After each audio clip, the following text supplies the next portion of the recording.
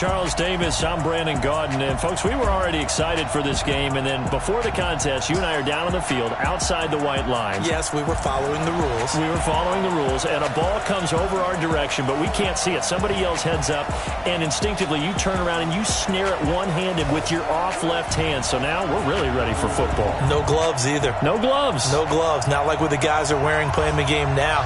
But wasn't that a whole lot better than that time we were down there? And I got the coffee spilled on me when I got nailed by the punt returner. That happened to the Vikings, right? Yes, a much better job of being heads up this time. Thank you for the notice.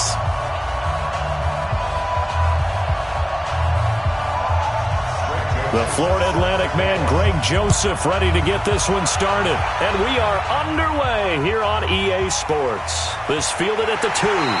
And he'll make it across the 20 as his guys will set up shop at the 23-yard line. So here are the Broncos now for their opening drive. They will be led out by a second-round pick in 2019. Out of Missouri, it's Drew Lock.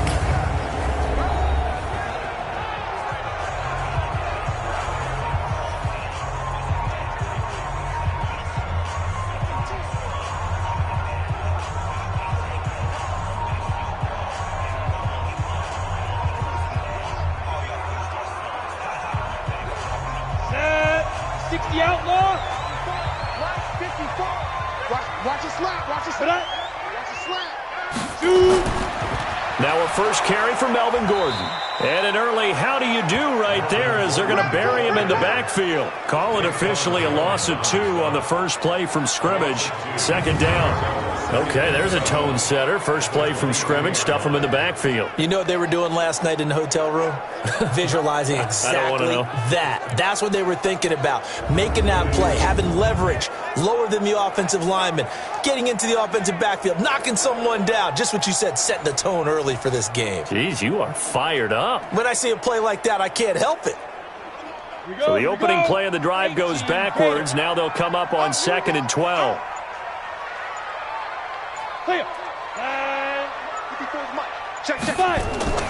Now they run from the gun with Gordon. 7 yards on the carry. Make it 3rd and 4 coming up.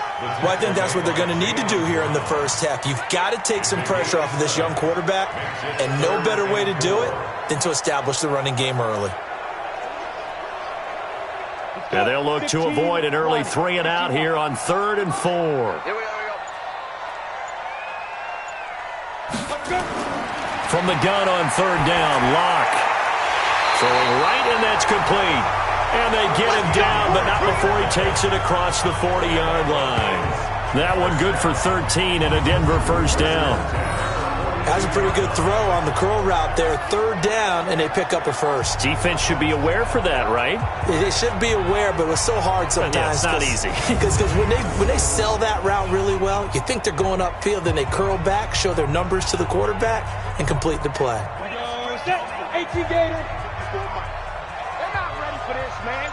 They're not ready for this. They still playing soccer. Now Gordon on first down. 2 yards on the carry there. It'll be 2nd down. And the Buffet boys, the O-line. Hopefully they're ready today. Listen, you got to feed them first. But if you do, you usually get a great product out on the field. And when they play well, the quarterback can't wait to feed them afterwards.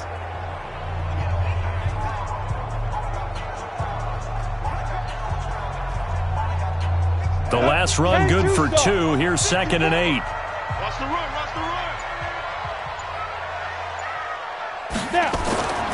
Now Lock throwing on 2nd down. His throw incomplete. Cortland Sutton was the man he was looking for, but now it's 3rd down. The starting defense for the Titans. Kenny Vaccaro is an excellent player. Can cover in the slot, but his best attributes, tackling people and rushing the quarterback.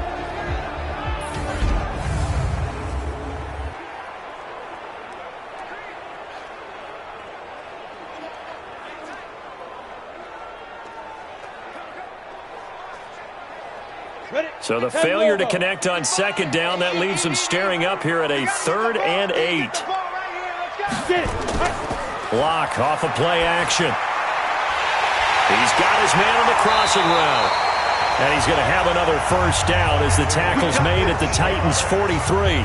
I don't believe that this opening drive is surprising to either one of us after the time we spent with the coaching staff and players prior to the game. What about you? Absolutely. Not only that, but that big article in the paper this morning about their philosophy on starting games like you're shot out of a cannon, and that's what they've done. Very methodical here on this first drive. Yeah, so many teams talk about that fast start. We're actually seeing it happen right here in front of us. But now the kicker. Can they cap it off by putting the ball in the end zone? So the 14 yards actually takes him from 143 to the other for 1st and 10. Now Locke on the bootleg.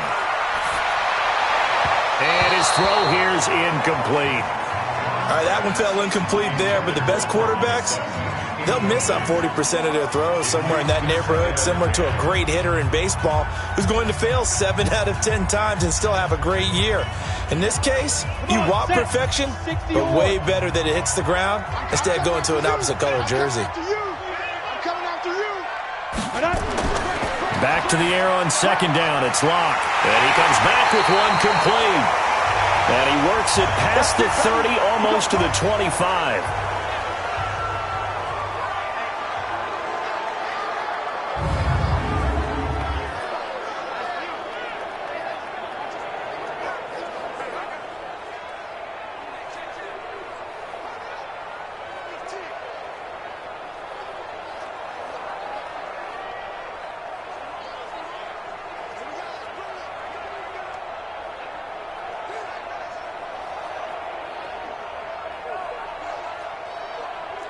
Set, ready?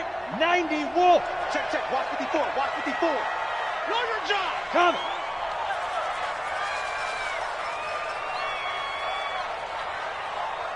Let go. Locke now on 1st down. It's a short one here, complete to the tight end. And the ball is knocked out. It's picked up by the Titans.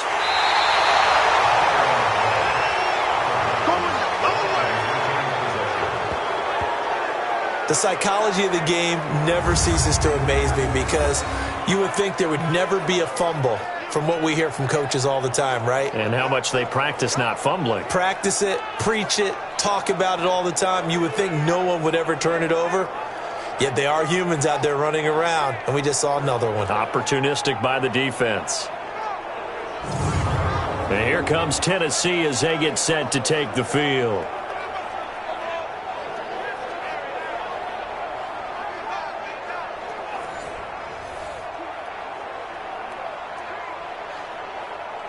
And this is one of those bang-bang plays, Charles. Did the knee hit first or did the ball come out first? This is where you need that 20/20 eyesight, don't you, Brandon? You've got to see which one happened first. If the knee hit the ground, then they will keep possession.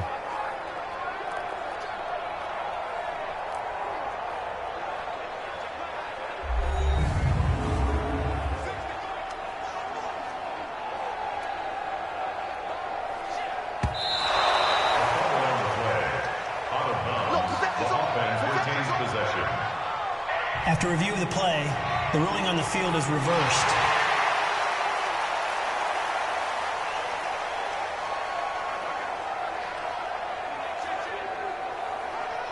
On the set. 54, right there. 54, Mike.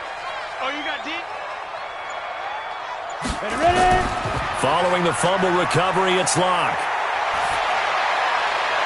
And he'll take it into the end zone for a Denver score.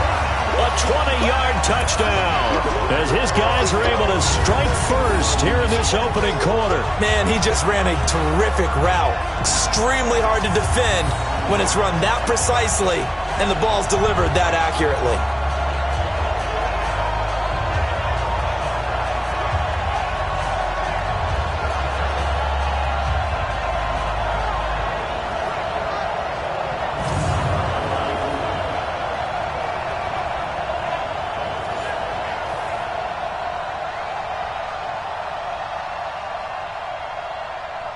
On here, Brandon McManus for the point after. And he's got it. 7-0 Broncos. Well, they got the ball in great field position. One play later, boom, end zone.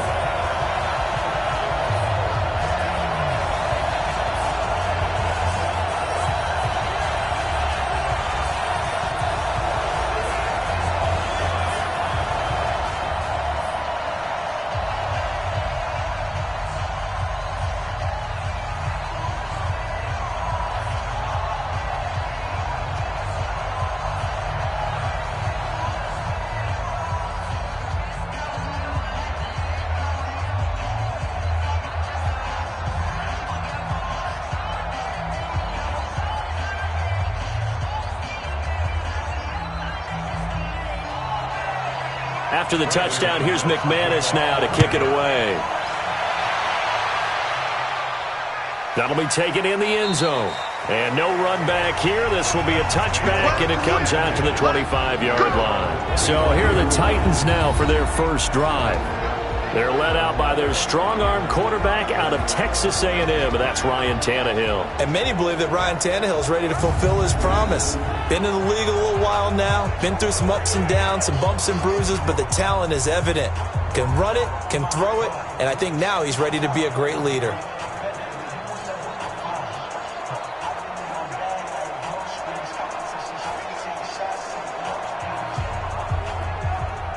Tannehill and the Titans come up now 1st and 10 at their own 25-yard line. On the ground, this is Derrick Henry. And he's upended after a gain of 2 out to the 27. The tackle made by Todd Davis. And we roll now on the graphics for the offensive starters. Let's take a look at the left tackle, Taylor Lewan. A big, gregarious guy with great athletic ability. Plays the game with a little bit of an edge. In fact, he doesn't play to the whistle. He plays to the echo of the whistle. They'll break the huddle, come up on 2nd and 8 at the 27-yard line. A shotgun handoff to Henry. Just a couple on the ground there, and that's going to bring up 3rd and about 6. And a look now at how the Broncos line up defensively. Jarrell Casey doesn't get the attention that he deserves, but he is an absolutely terrific defensive tackle, the best player on just about any team he would play on.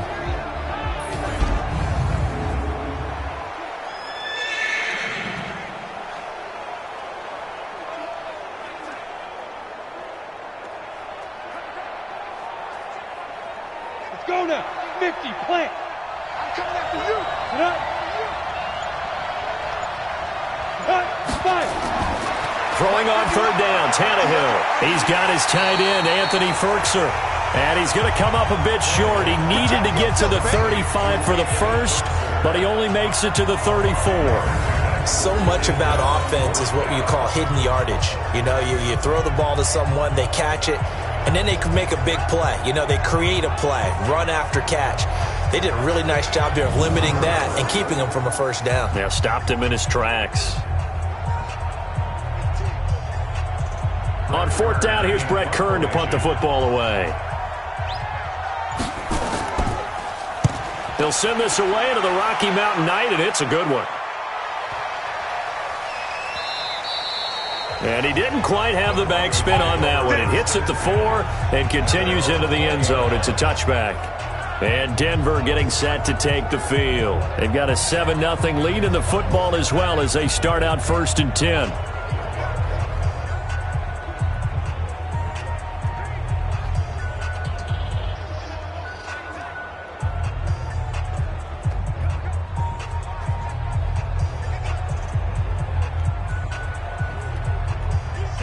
And the Broncos going to come up 1st and 10 at the 20. It's just me and you. Ready to go.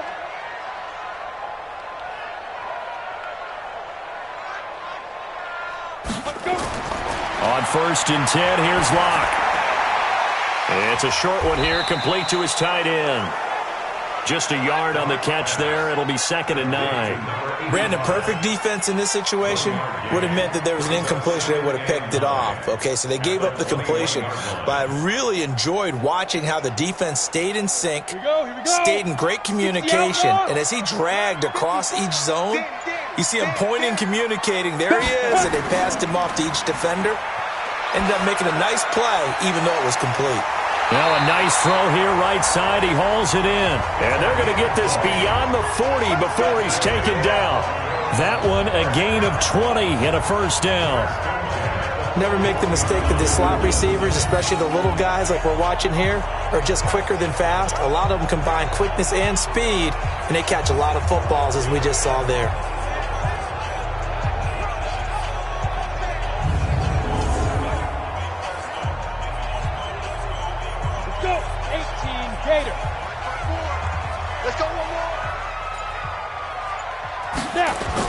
They'll run on first down. Gordon bringing him down defensively, Jayon Brown. They tried a quick hitter inside, but that one was swallowed up because what they're hoping, this big defensive lineman will take the bait and move laterally and open up a crease that they can run through. Didn't happen on that play. 3 yards on that last carry. Here's 2nd and 7. Lock to throw on 2nd down. Over the middle, and it's incomplete. Good coverage that time by Malcolm Butler. I think that's a big-time play there because the slant route is really hard to cover because the timing is so quick. But able to see it, diagnose it, and get to the football, that's why he was able to bat it away. They head to the line facing a 3rd and 7 following the incompletion on 2nd down. Throwing his lock on 3rd down. And the throw there going to be incomplete. There is no denying they want to get him involved. That's already the 5th time that they've looked his way in this first quarter. So that tells me defensively that they want to insist on going in that direction. Make sure you've got your best people in the area to try and take that away. On 4th down, here's Sam Martin on to kick it away. Adam Humphries deep for the Titans.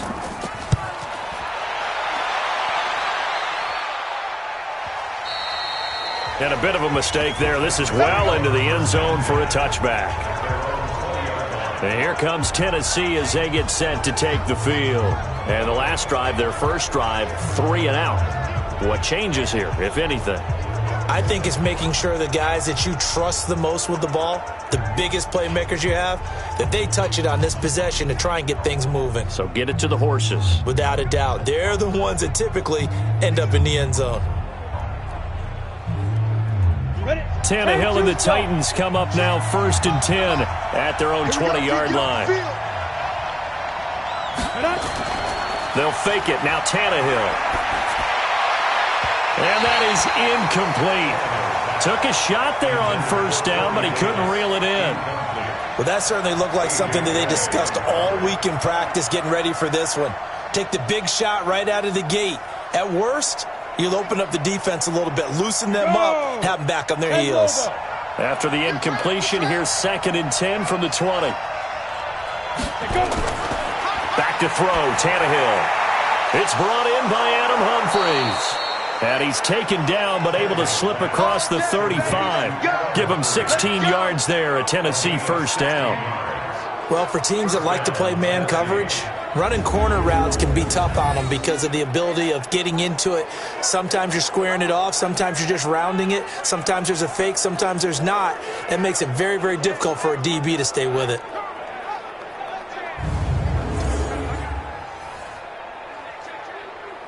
On the double. So from the 36 now, 1st and 10. Ready?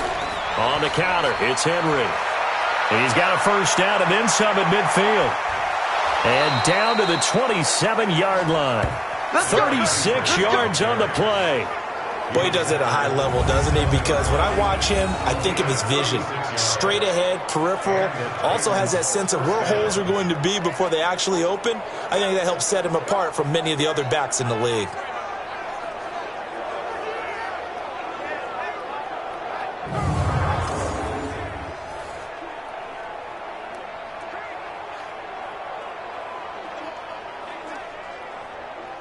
So now then, the big play has him all the way inside the 30 now, 1st and 10. Derrick Henry. And this time they're able to bottle him up as they'll stop him at the line of scrimmage. Officially no gain on the play, and it's 2nd down. All right, quick observation, Brandon, because early on in this game, I'm seeing linebackers playing with their noses close to the line of scrimmage. And my guess is the wheels are turning on that other sideline. As a play caller, you're filing that away right now, aren't you? Yeah, you're trying to find that opportunity later on when you can play action them or stick something to them between the 2nd and the 3rd level. They try to throw on 2nd down, but this one is incomplete. It's a lot of contact going on there, and in the end, unable to keep 2 hands on the football and bring it into his body. Everything looked pretty good until the finish. They had the incomplete pass on 2nd down. Now they need a big play here, 3rd and 10. From the gun, here's Tannehill. Going to throw deep for the end zone. Jonnu Smith, 27 yards, as his guys are on the board here in this first quarter. Sometimes those tight ends are a mismatch. They found the mismatch there. And that's exactly why you want to draw up those types of plays, because coverage is just going to go to the natural guys, the guys that make the big plays on the outside. But if you work your tight end into it, that's a tough one for a defense to handle. Tough. They couldn't handle it. It worked out for 6. Greg Joseph on for the extra point.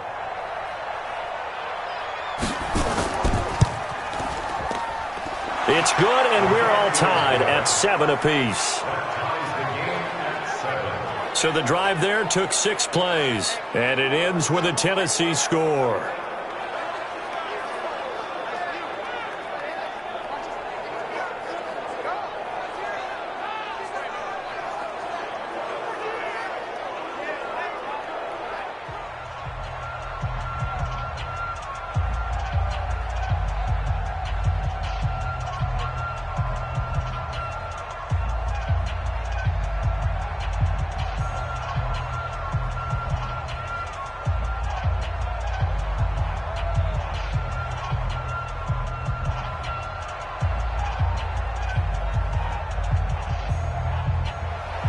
So all even at 7 now as they kick it away.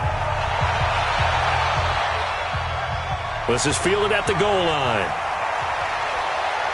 And he'll take it up past the 25 to the 26-yard line.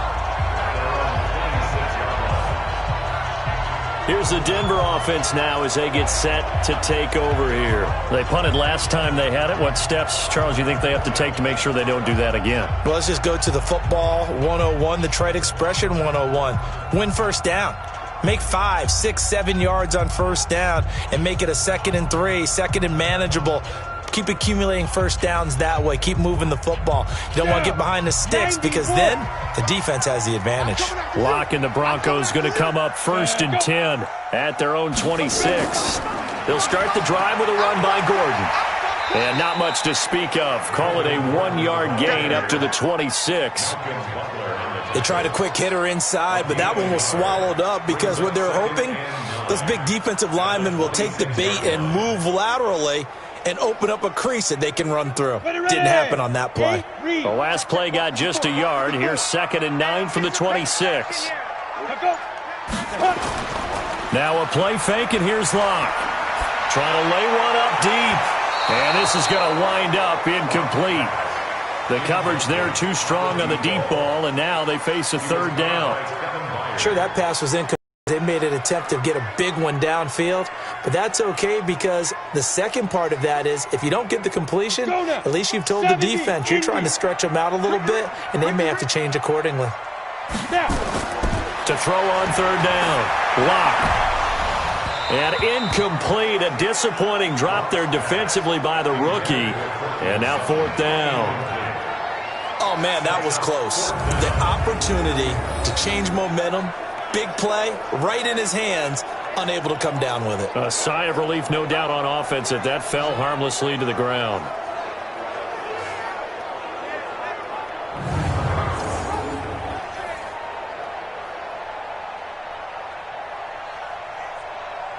Here's Sam Martin now as he'll kick it away for the 2nd time.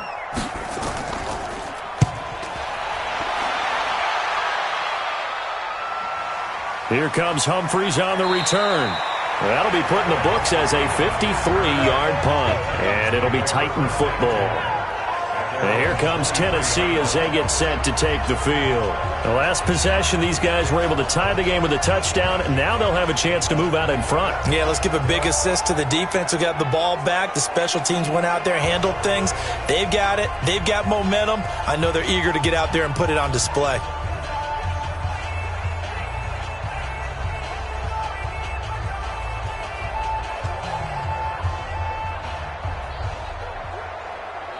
Tannehill and the Titans come up now 1st and 10 at their own 23. They'll start on the ground. It's Derrick Henry. Takes this to the 27. Give him 4 yards. I call that play a success. A nice inside run sets up a very manageable 2nd down. A very solid gain on that play.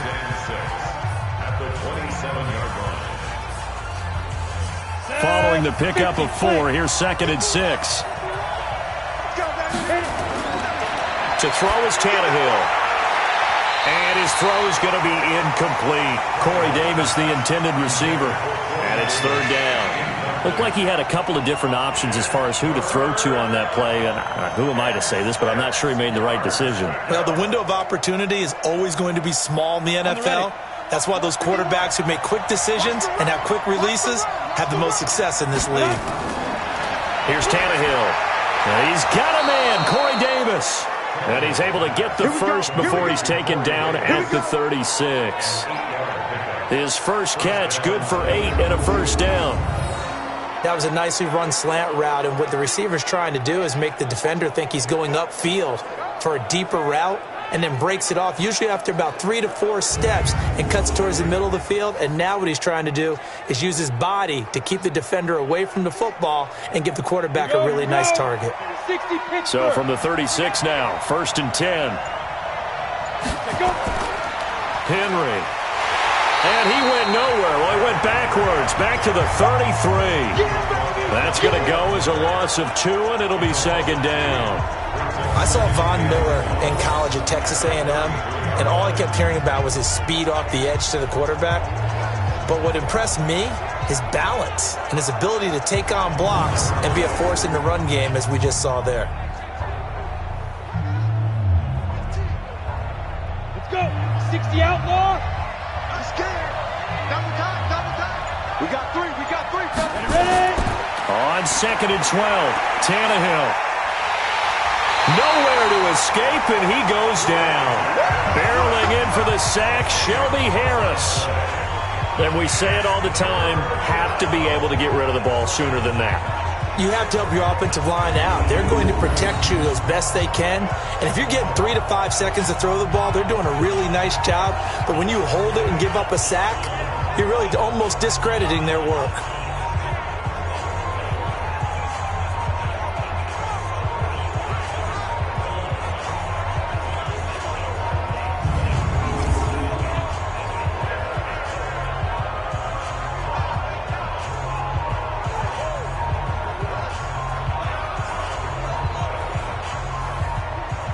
Need something from deep in the bag of tricks here after 1st and 2nd down. Went backwards. It's 3rd and very long. Tannehill now to throw. It's caught. Humphreys. They get a big amount back. 18 yards, but they'll still look at a 4th down now. The goal for any offense versus his own defense, find the holes where guys are available and put the ball on the receiver before any defender can step up and fill it. They did it well there. Perfectly executed crossing route.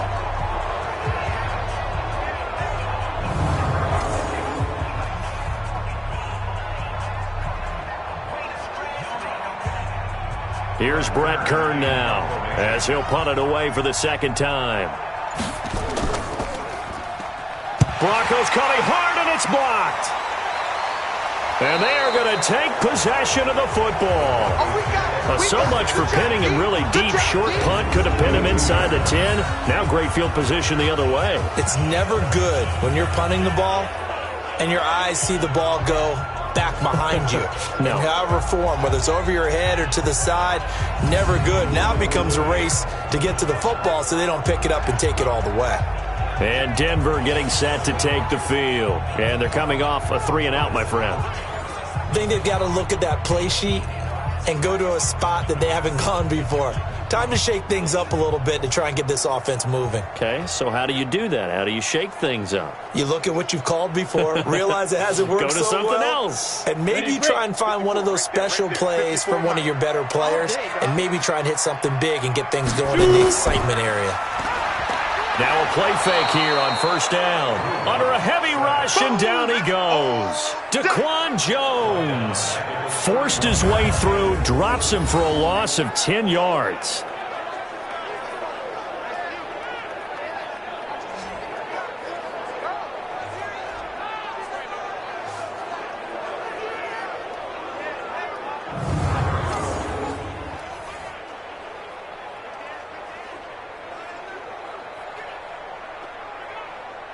So now 20 yards to go on 2nd down after the sack. Work to be done. That's the end of the first quarter, with the score tied 7-7. 7-7, our score after one.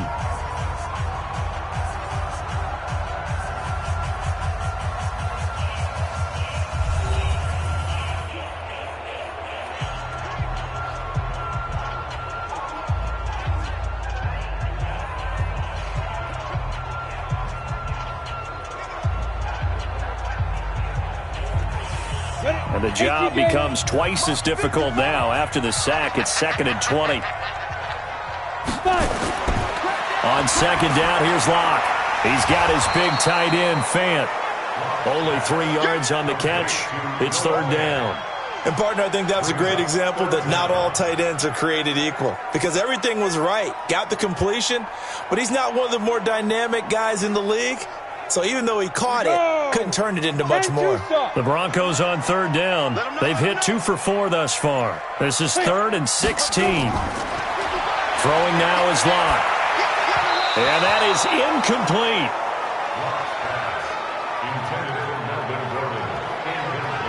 The touch and timing are critical for those types of throws. He put a lot of zip on that one. Needed just a little bit more finesse trying to get it to his back.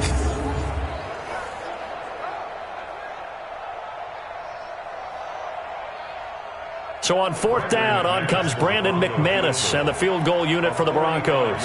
From the right hash, this from 45 yards away. And this one is right down the middle. And they take the lead here now at 10-7. So they recovered the fumble, but ultimately could not take advantage of the short field. Definitely a lost opportunity right there. I mean, they were in prime position to put 6 on the board. Ended up settling for 3.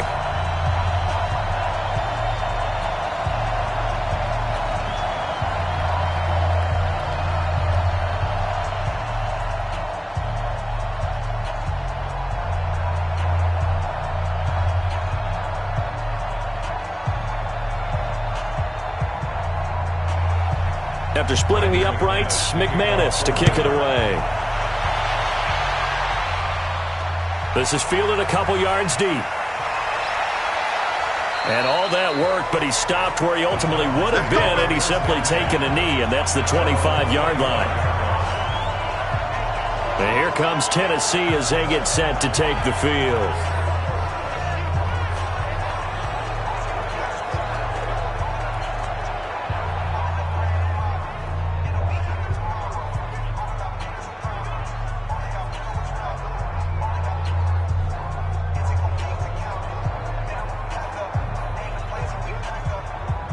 Tannehill and the Titans come up now 1st and 10 at their 25-yard line.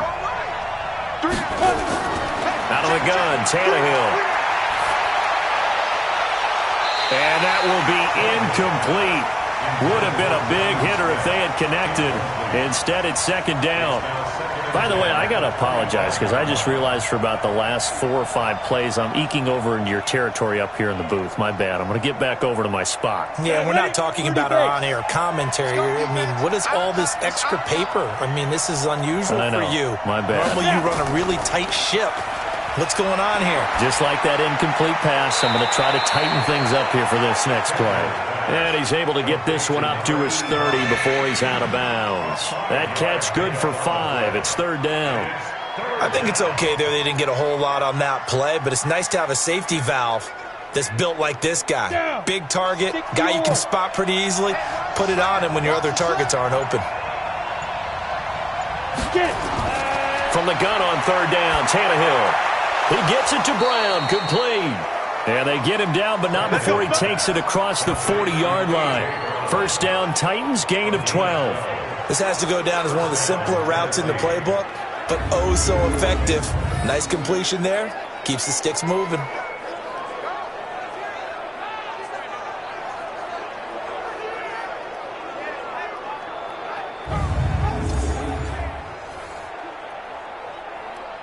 Ready. 90, Wolf.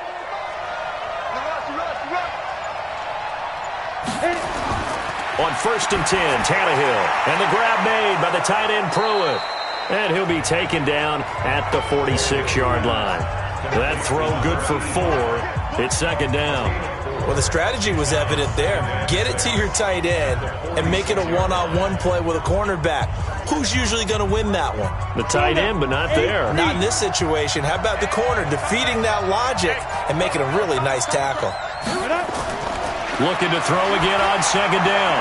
Tannehill. It's caught by Davis. And this is going to be another first down as they'll make the tackle at the Broncos 35. I think it all came together there. In-breaking route. Drove it with excellent pace. Money throw right there to move the sticks.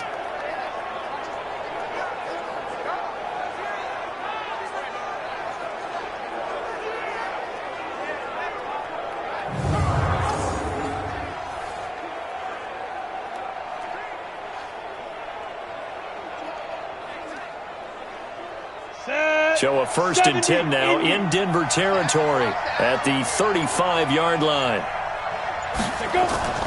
Running from the gun with Henry. Give him a couple on the carry there. 2nd and 8. And this is why aggressive defense coordinators love to blitz. It wreaks havoc because they end up taking their attention to the blitzers, freed up the D lineman to make the play. The last run got a couple. Here's 2nd and 8. Tannehill. It's complete. This is Derrick Henry. And they'll be inside the 25 now at the 24. 9 yards to pick up there, and it's a first down. And just in general, Charles, on a play like that, how tough is it for the defense to account for a running back essentially being a receiver downfield? It's very difficult, especially if the running back has skills like a receiver, and you're aware of that before the game even begins. So throughout your practice sessions, you're going to want to be aware of him. Where is he lining up? What can he do? What kind of damage can he do to us downfield? And who can match up with him without weakening our overall defense? You're exactly right. It's a tough task to match up to him. And this will leave him a yard short. Nice pickup of 9 yards on first down. Fired that one in there, able to make connection on a nice in route. With those faster passes when they're going that fast, any hesitation as a quarterback that the deflection, if you miss, might be bigger and lead to an interception? Yeah, and the deflection works both ways. Maybe a defender gets a hand in the way and it pops in the air. And sometimes you throw it so hard your receiver can't handle it, and he pops it up in the air for the defenders to grab as well. But a moot point there as they were able to connect. That one good for the completion percentage, but no gain. It'll be third down. Pass complete, but no gain. No yards. Yeah. So you file that as unsuccessful. Yeah, you do, don't you? Except on the stats, throwing the ball. Get a completion. You get a catch. Yeah. But still, no yardage. Okay. Tannehill on third down. The ball popped in the air and intercepted. Picked off by Justin Simmons. And a great return as he takes us up just shy of the 45. Brandon, this is why golfers do their best to never count a score in their head before the ball goes in the cup. This looked like a slam dunk for points on this drive, didn't it? Instead, they throw an interception, and they're going to come away empty.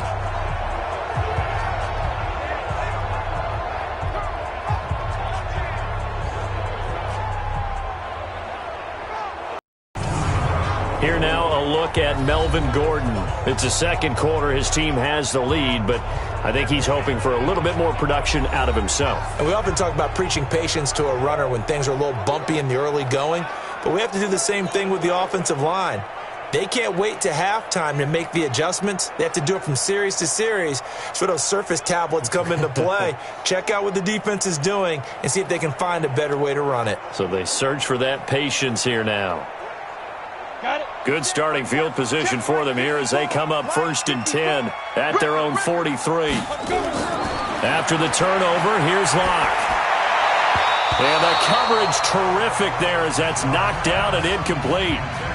Didn't have a receiver open downfield, and as it turned out, couldn't even find his outlet man because of the coverage. It's way too tight, unable to find anyone open.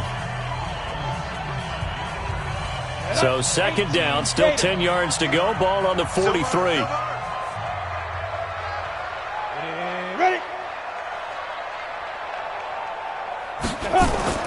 Locke will try again on second down. Throwing over the middle, but it's incomplete.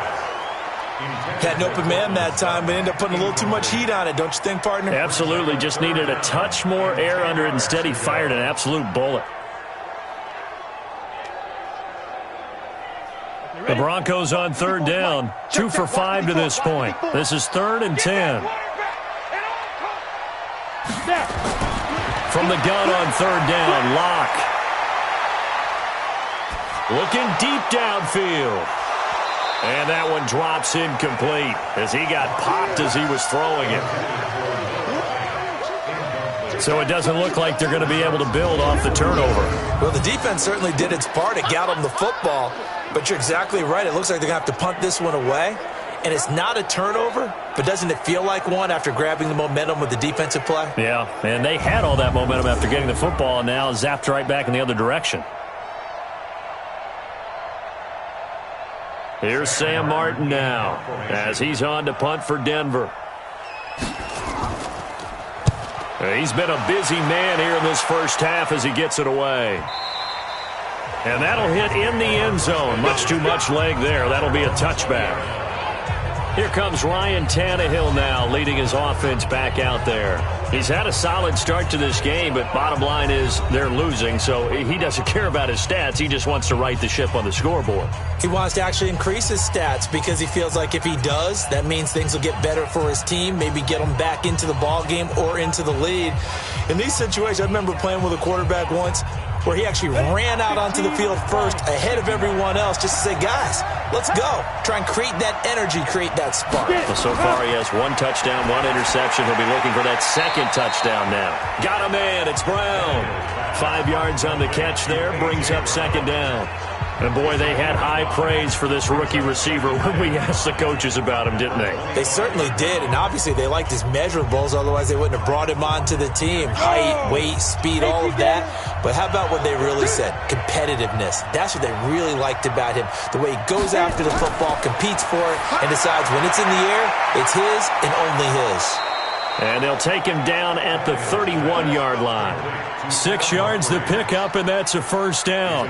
The start for them near flawless. Defense gets them a 3-and-out. 2 quick pass connections on offense. So that's how a team works together. Just what you described. Get them the ball, give them a little momentum, and they're capitalizing off of that. Thanks a lot, guys.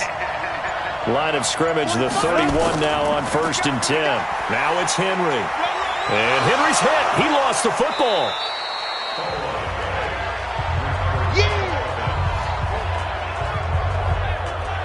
Wow, that ball gets knocked free, but a teammate comes along and scoops it up.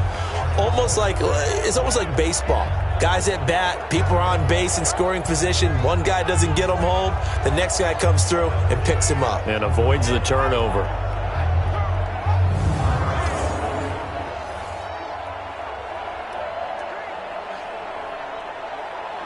Ready, set. 45 to match. Here we go, D. All day, defense, all day. Throwing on 2nd and 8. Tannehill. This will be caught by Brown. That catch good for 5. It's 3rd down. And just a small glimpse there as to why they like this rookie so much. And that's why they lit up a little bit in our meetings with the coaching staff, didn't they? Yeah, when we talked about him, they did. Yeah, they like his work ethic. This guy's running every route well in the route tree and getting better at it all the time, really honing his game. They expect a pretty good jump out of him as things continue to move on. Well, meanwhile, a pass that should have been intercepted, but it winds up falling incomplete. Well, nearly another interception there. That would have been 2 drives in a row with a pick. He's got to start taking care of the ball way better than what we're seeing. Interestingly, that throw was probably worse than the one he threw the interception on last drive, but fell incomplete.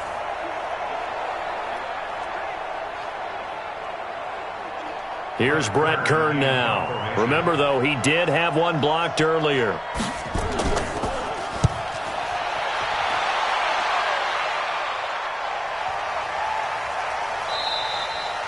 And that one hits a little too close to the goal line, and it continues into the end zone for a touchback. Here's the Denver offense now as they get set to take over here. They've got the lead. Last time had to punt it, though. What's the key to this drive? I think it's leverage. Leverage. Big guys up front.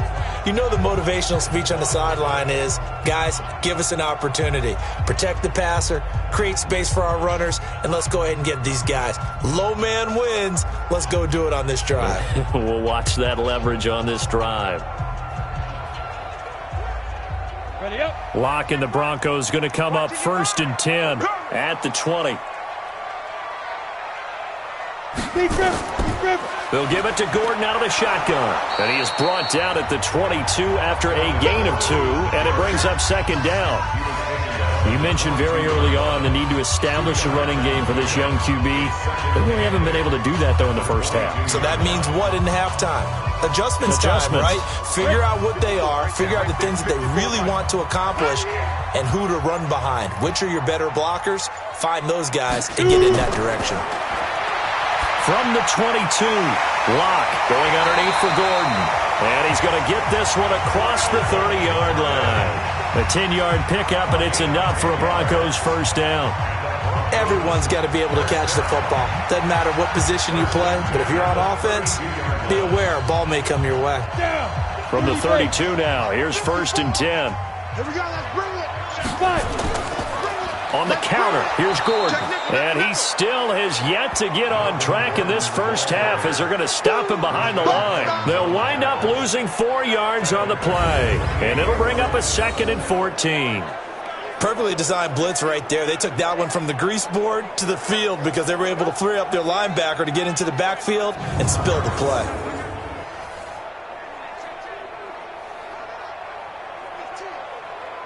Ready. 60 or 54. Check pass.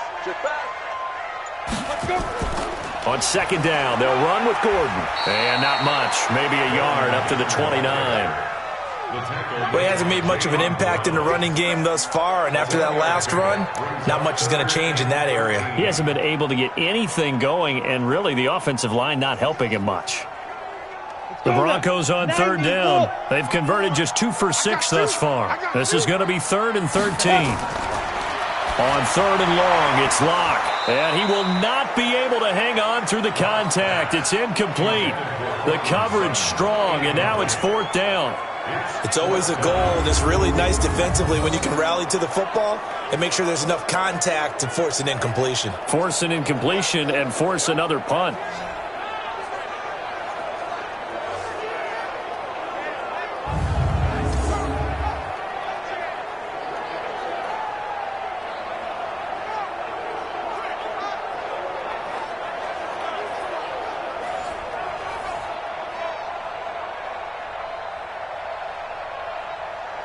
Here's Sam Martin now. He's been terrific so far.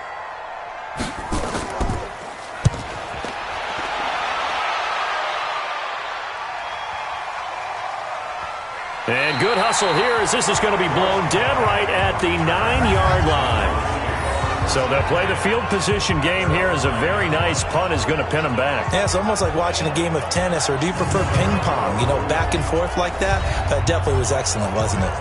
And here comes Tennessee as they get set to take the field. They're going to have to go at least 50, 60 yards here if they want to ensure that they don't have to punt the ball like they did last time. Yeah, so what you're saying is we're not playing to just get out of the shadow of your own goal line, right? You're playing to make sure the punter doesn't see the field again. So it's not picking up a couple of first downs. You want to pick up 5 or 6 first downs and make sure you move the ball into their territory.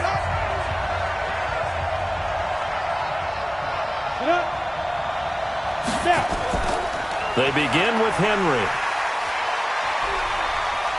So he got free of 1 tackle but couldn't do a whole lot else. 5 yards on the carry. Good pickup on 1st down. Offensive linemen love creating space for their guys carrying the ball, but when that guy also breaks tackles and creates extra yardage, they almost feel like he's one of them, and they really embrace him. Let's make these babies cry. 10th carry now for Derrick Henry. And he'll be about a full yard shy of the 20 at the 19-yard line. A gain of 5, good enough for the 1st down. And there we saw one of the downsides of blitzing during a rundown, because sometimes you get out of your gaps. You don't fit the run quite as well because you're headed towards the ball carrier with abandon. Coming up to the line, and they will need to run another play here before the 2-minute warning. Now it's Tannehill off the bootleg. And he finds a man on a crossing route. And he'll get this up to the 34-yard line. That one good for a pickup of 15 for Tennessee.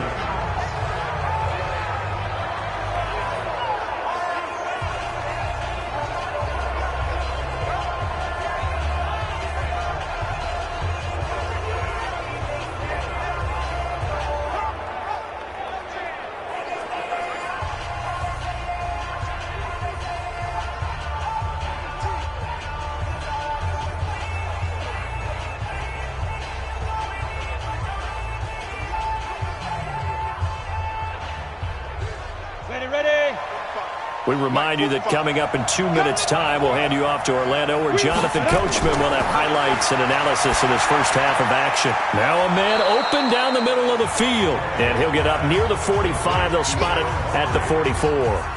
10 yards on the pickup there, and it'll be second down.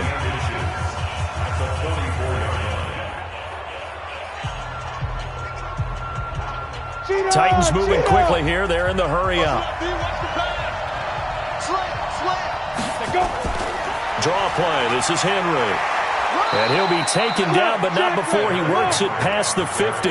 That's a first down pickup for Tennessee on a gain of 10. Tremendous blocking by the interior of the offensive line. They didn't just gash him there. They blasted a gaping hole for him to gallop through. I think if he comes back to the huddle, he better be giving them a whole lot of credit and thanking them for that much space to rumble.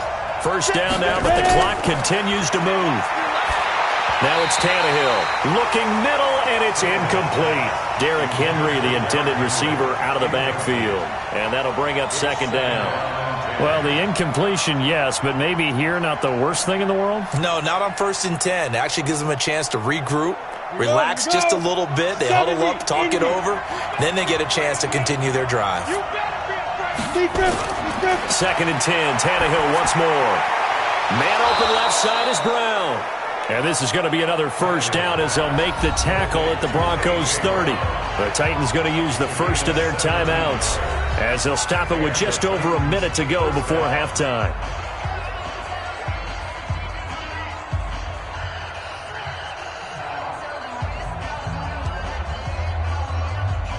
Tannehill now closing in on a 200-yard first half through the air. It's 1st and 10. From the gun, here's Tannehill. Under pressure, and he will go down. Sacked back at the 38. Now Tennessee going to use the second of their timeouts, as the stoppage will come with a little under a minute to go in this first half.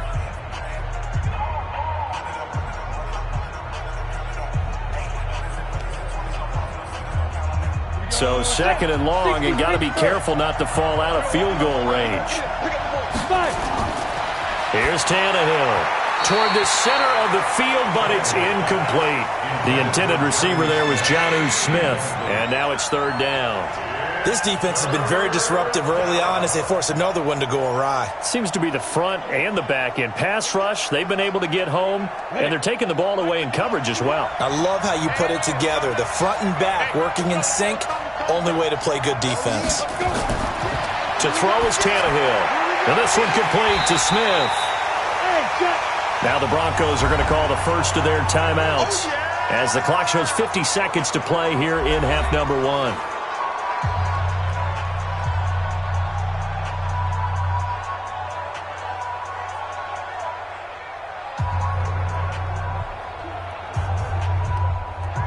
Now Greg Joseph for the field goal try. From the left hash, this will be a 52-yard attempt. And this is off target to the left. Didn't get there anyway. It's no good. And this score will stay right where it is. NFL kickers nowadays, they make things look so easy because normally from this range, about 2 out of 3. And this is not an easy kick. Yeah, 20 years ago, you get where he was in that 50 range, maybe a little over. And it's a big kick, but now if they leave it short, you're like, whoa, what happened? And that's what we have here. Yeah, you're right. 20 years ago, we were saying run some more plays and get closer. Now we think they're definitely within range, and you're exactly right. When it comes up short, there has to be something that went wrong because they have plenty of leg.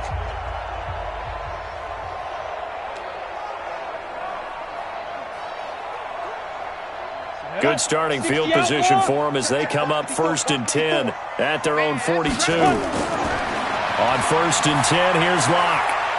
Wide open receiver complete. And they'll get him down as he's inside the 40. Now a timeout being called as there's an injured Titan down on the field. We'll step aside and get a report when we come back to Denver.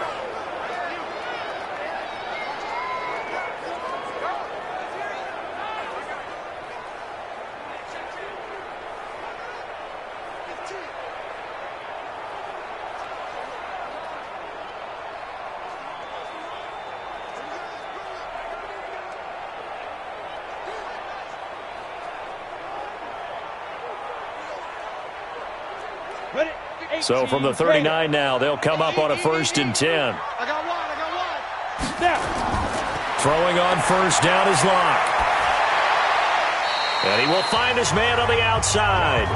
And he'll go out of bounds after taking it a little further down inside the 40. All that practice time came to fruition on that play. All those timing routes that they work on through training camp, OTAs, minicamp, and just regular season, they got it done on that one. An outcut, ball was delivered, and picked up the completion. Under review.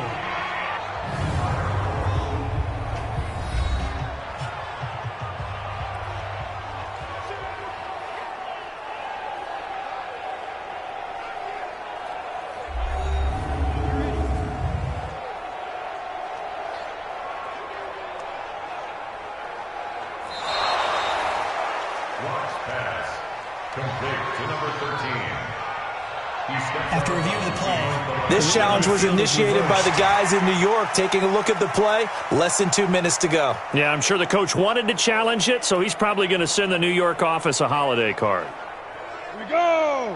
15, Lonnie. 15, Lonnie. Get it. To throw again on 2nd down. Locke. This is the tight end fan. Now the Broncos going to use the second of their timeouts as the clock will stop with just under 30 seconds to go in the first half.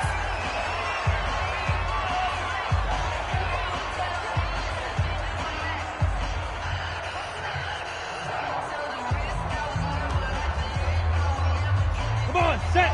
18 Gator. 54. I'm coming. Hit it. Locke now on 1st down. And he's got his man on the out route. And he'll go out of bounds in the red zone just inside the 20. 7 yards, the pickup on the pitch and catch.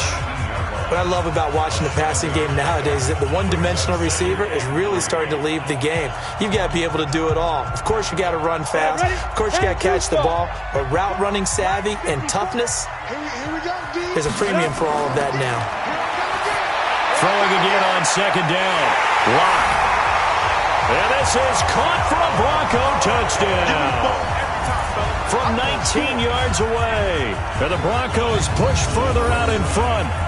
And that'll give them a 2-score lead here, but I'm looking ahead. They just want to hold it for the final moments here of the second quarter. They don't want to give up anything on the other side. No, not at all, because if they don't, it almost had the feel of an imposing their will score. And right now, they want to make sure they keep that and carry it into the second half.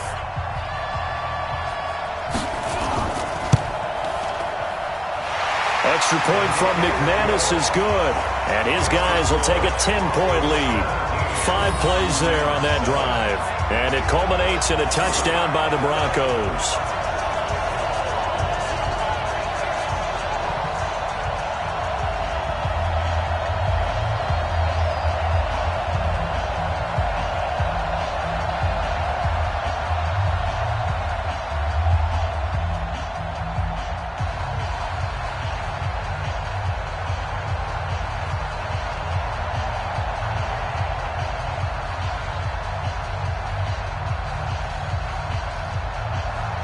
After the touchdown, here's McManus now to kick it away. Fielded about a yard deep. And all that work, but he stopped where he ultimately would have been, and he's simply taken a knee, and that's the 25-yard line. And here comes Tennessee as they get set to take the field. We're under 20 seconds to go in the half. I'm guessing the wise play here is be safe. That is the wise play, because if you think about trying to fool them here, here's what you're facing. You're facing a loosened-up secondary, playing a lot deeper than normal. So even if you run some type of misdirection, you're only going to fool them for a second or so. And guess what? They're so deep, they're really not going to be out of position. Take the knee, get to the locker room. They'll indeed start on the ground to run that clock. And he'll work this back to right around the line of scrimmage and surrender there. The All-Pro Von Miller there on the tackle. Brings up 2nd and 10 at the 25-yard line. So we reach halftime here in a 10-point game. As now we send you out to Orlando and hook back up with Jonathan Coachman for our EA Sports Halftime Report. Okay, Brandon, thanks very much. And welcome, everyone, to this abridged version of the EA Sports Halftime Report. This one has been a hard-hitting affair to this point, and you got to expect we'll see more of the same in the second half. And to bring the action your way, let's get it right back out to Brandon Gott.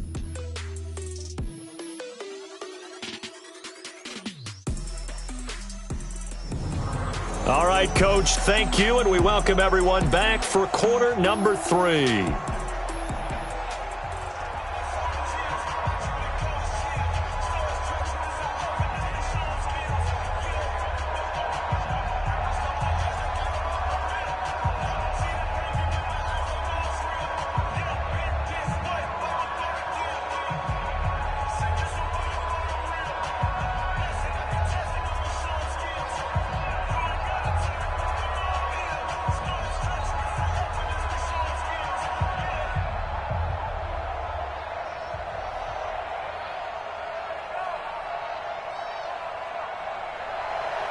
Both teams appear ready for the fight ahead, and we resume action here in quarter number 3. This is fielded at the goal line.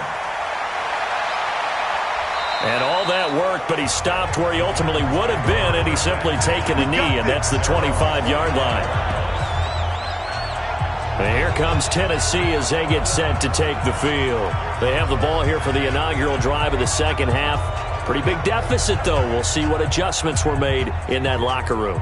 And I never want to make something more important than it actually is, right? I don't want to create more hype than what is there. But this you're going to do that? I'm doing it, though. This is a really important drive. And we often talk about teams scripting plays to start a game. A lot of them script to start the second half, too. And they're scripting something that they expect to get them into the end zone and back into this game. We'll see if that script is a good one for them. And now a throw on first down there, but it's incomplete.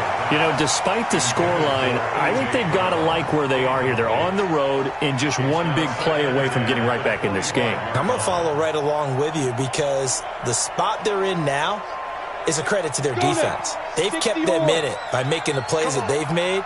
And that just means you're one big score away from being right back there. Now, the question is, can this offense step up and make that play? Because that's been an issue for them in this game. Incomplete, but a penalty flag is down in the backfield. Let's get the call. That hold coming from the left side of the line. Hands got caught in the cookie jar on that one, and the flag came out. Penalty against them.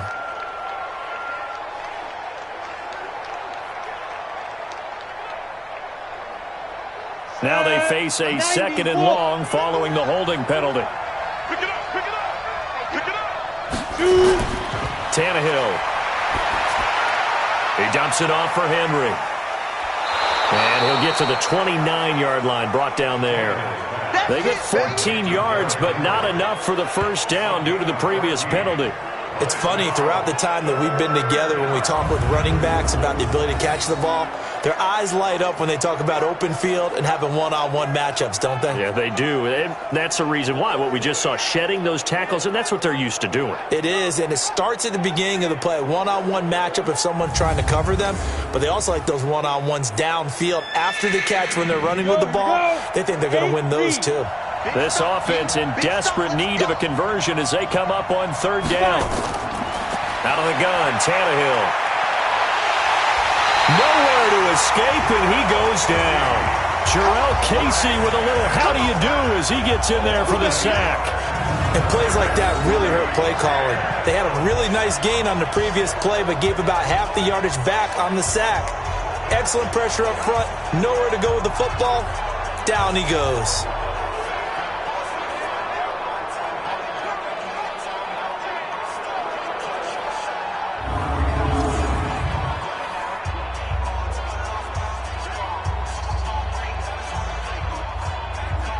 Here's Brett Kern now as he's on to punt for Tennessee.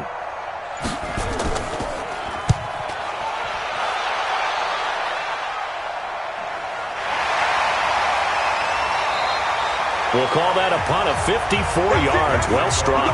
And the Broncos take over. First down and 10. So now a look at the Broncos as they head back out there for their first possession of the second half. They were able to get the ball back here, didn't surrender any points. Now they'll look to add to that lead. Now how about the boost the defense gave them? Going right out on the field, shutting them down, not giving up any points, and turning the ball back over. They want to do their part now and show them a little respect and some gratitude by scoring some points. And to get a little more cushion. Locke and the Broncos going to come up first and 10, just shy of the 30. Now a play fake, and here's Locke. He's got his big tight end, Fant. The drive starting play, a good one. Give him 19. There are so many things to watch for when you play defense. And reading your keys, you always hear about that, and having your eyes in the right place. Sometimes your eyes can fool you. How about that play action there? And it sprang the big guy, didn't it? Able to dump it over the top to him.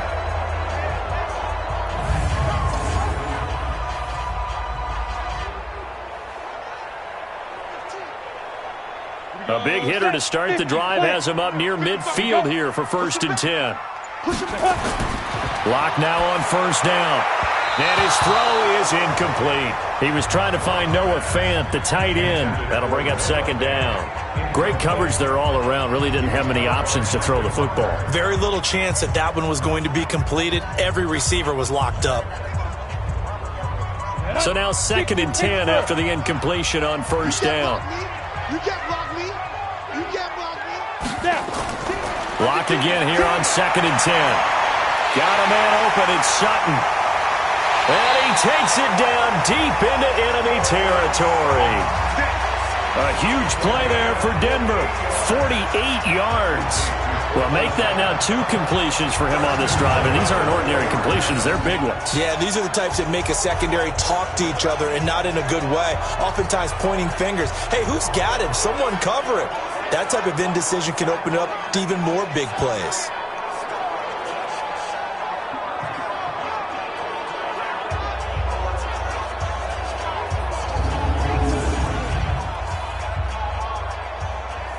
Ready? 60 outlaw. I got one. Get it. Locke looks to throw it again. And they're going to get to him. A sack. Sacked back at the 9-yard line. Jeffrey Simmons. Credit him with a sack, and it goes as a loss of 6. Well, that was point counterpoint, wasn't it? They decided to throw for it on first and goal. Instead, the defense counters with pressure, and the defense wins, getting a big sack.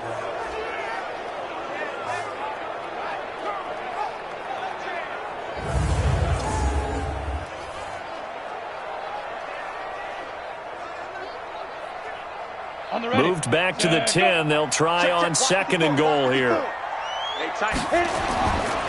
This is Gordon. And running room hard to come by here. He gets it down to the 8. Only a couple yards there, and that's going to set up a long third and goal. In the first half, he was held in check on the ground, but despite that lack of production, they still have the lead. Yeah, and they've got to feel fortunate about that. If they could actually get production from their lead horse, that would help open up this offense and widen this margin, too. Locke now on third and goal. To the goal line, but it's incomplete. I'm going to need some help with this one. How did he miss it? Wide open in the end zone. He's not hurried. He's not hit. And somehow, incomplete? Yeah. What happened? During film study, that's one where he's just going to shake his head, not be able to believe it. 6 points go by the wayside on that one.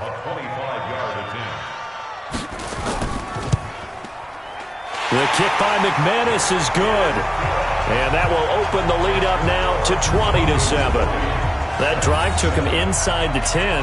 Good job defensively to hold him to 3. Yeah, I like how you did that. Give a little tip of the cap to the stop troops there because they didn't give up a touchdown in that situation, right? Made them kick the field goal.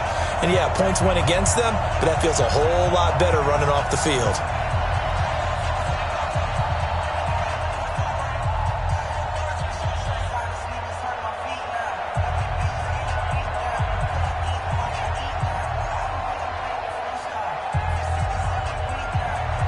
After splitting the uprights, McManus to kick it away. This fielded at the 2. And he'll take this one near the 25, call it the 26-yard line. The Titans offense now, they work their way back onto the field. These guys had to punt their last possession, and that's become too familiar of a refrain. Too many of these drives just wound up going nowhere. Well, you know how in baseball when the pitcher gets a base hit and he's on base, they bring his jacket out to him to keep him warm? A lot of times the punter goes to the sideline, puts on sweatpants or a wrap over his leg to keep it warm. He might need a massage from the trainer right now from all the work he's getting. Tannehill and the Titans come up now 1st and 10 at their own 26. They'll try and get the run game going. This is Henry. It's a pickup of 4, and it'll bring up 2nd down. When we see those runs to the perimeter, when we see those runs to the edge, we think about big breakers, don't we? In this case, it was a modest gain, but it does open up possibilities here on 2nd down. The run got 4. Now they deal with a 2nd and 6.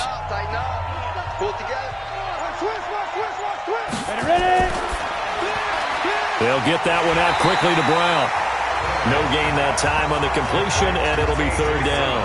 That was impressive to me because while it was a pass play, they still rallied to the football like they were filling running lanes, and they were able to put the receiver on the ground.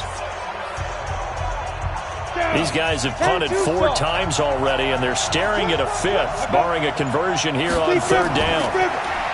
Now Tannehill. And this is going to be incomplete. Well, we're into the 2nd half now, and this is an offense that continues to struggle to sustain a drive. Looks like they're just totally out of sync, whether they're running the ball, passing the ball like we saw there. I don't know. The rhythm seems off.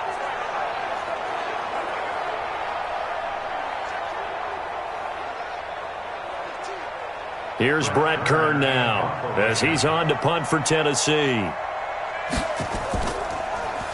And he deserves a bronze leg as he gets this one away.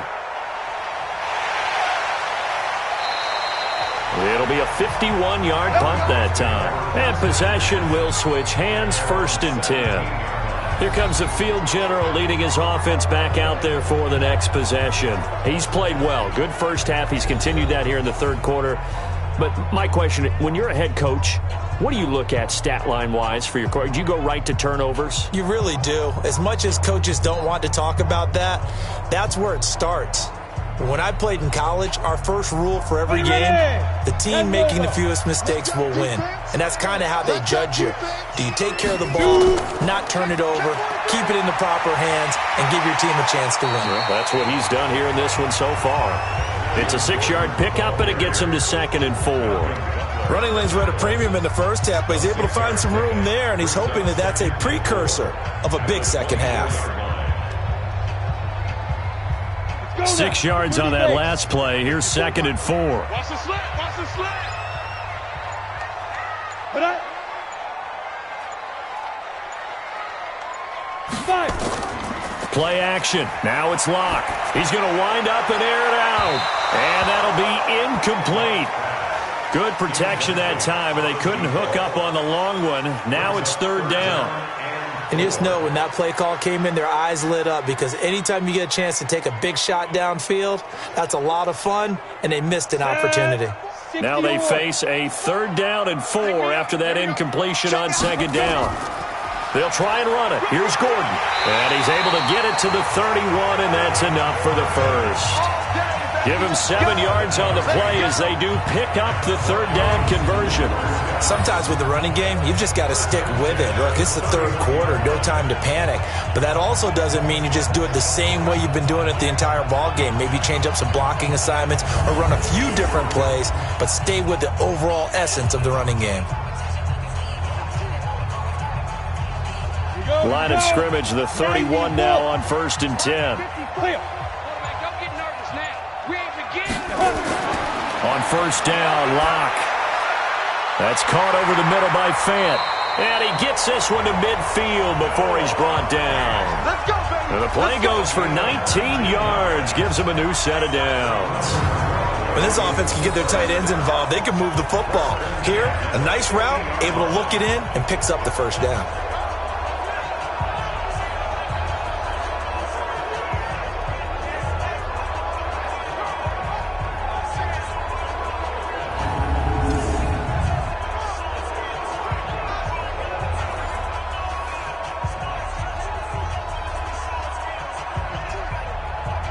Locke now 6 for 6 since coming back out of the locker room. It's 1st and 10. From midfield, here's Locke. Toward the right sideline, but it's incomplete. So the pass goes out of bounds, but he was not outside of the tackle box when he threw that. He's got to be careful. You and I both know if it's even close, they're going to give it to the quarterback. They don't want to throw that flag unnecessarily. So if you're just in the area, you're going to be okay. An incomplete pass on 1st down. That leads to a 2nd and 10.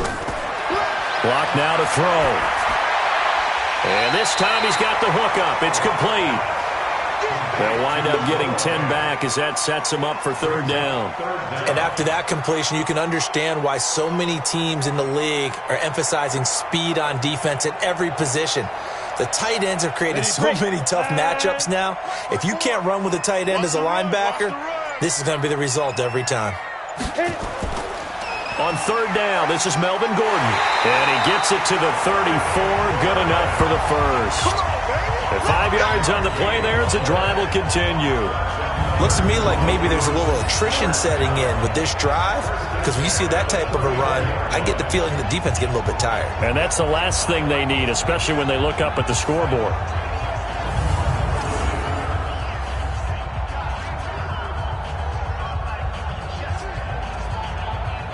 Ready? Coming to you, coming to you. They go back to Gordon here on 1st down. And he's tackled a yard short of the marker. Good gain of 9 on 1st down. They're trying to show that they can run the ball and protect this lead. Give it to the backs, play a little bit of keep away, don't you think? And that's probably a good philosophy at this point, going to make that defense stand up and stop them. The previous run, good for 9. Here's 2nd and a yard. Let's go, D. Let's go. Let's go. Now Locke on the bootleg. That's complete. It's Gordon. And he's able to get it to the edge of the red zone at the 20-yard line. A gain of 5, good enough for the 1st down. We always talk about having to read defenses and how complicated that is. Well, this was an excellent read. Read the pressure and got rid of the football before it even got to him for a nice game. And when they're blitzing like that, running back usually a good spot to go with the football? Without a doubt, because he's right in your sight line or he's near you. So you're able to just get it to him easily. And once he gets in space, that's usually a good matchup for him. I know the scouting report on him is that he doesn't possess the eye discipline to be an elite linebacker. And what that means is his ability to read, react, and make a play. But on that one, he looked like one of those guys.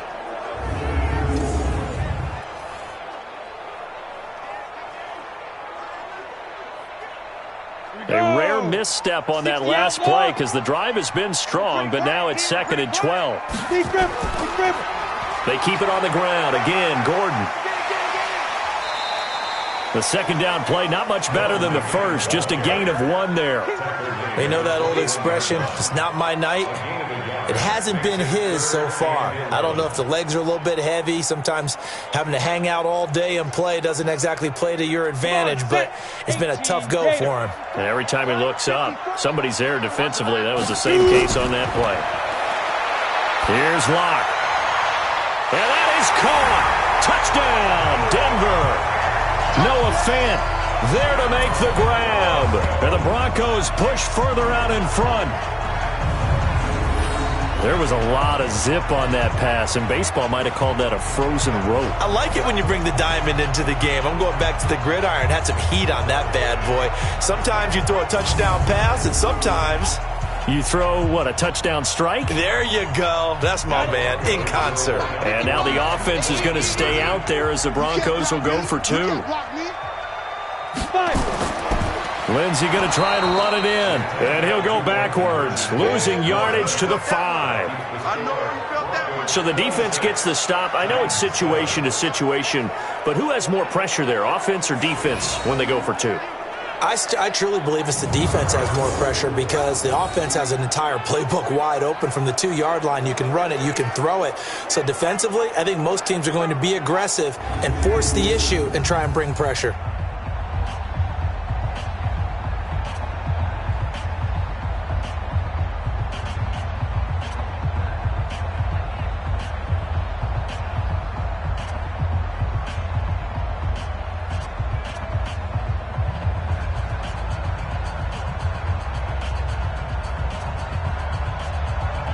After the touchdown, here's McManus now to kick it away. Fielded about a yard deep. And not a bad return here. He gets it out to the 25-yard line. Here we go. Here we go. Here comes Ryan Tannehill now, leading his offense back out there. How do you think he personally is evaluating his game so far? He was pretty good in the first half, been good so far here in the third quarter. He's got to like it, right? Not looking for the dramatics here. Not trying to set the world on fire in terms of stats. It's almost like you're driving. Hands at 10 and 2, alert for anything out there, watching for trouble on the road, and making sure you get the team home. The bus driver. See if he can drive the bus here again on this drive.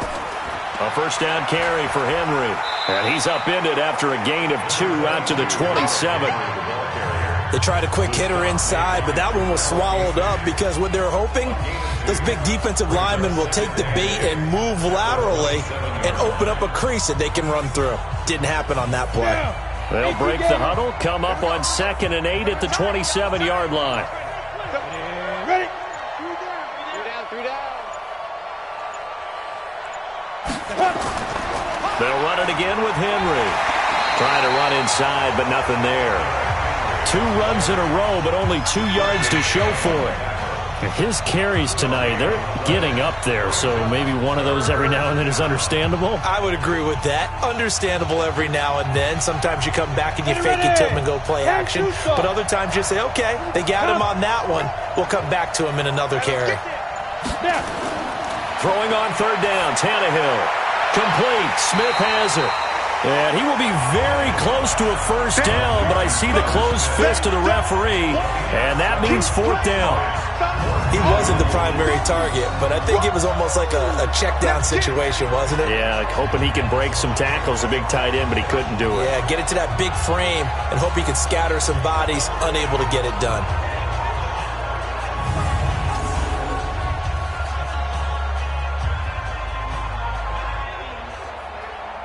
Here's Brett Kern now as he's on to punt for Tennessee.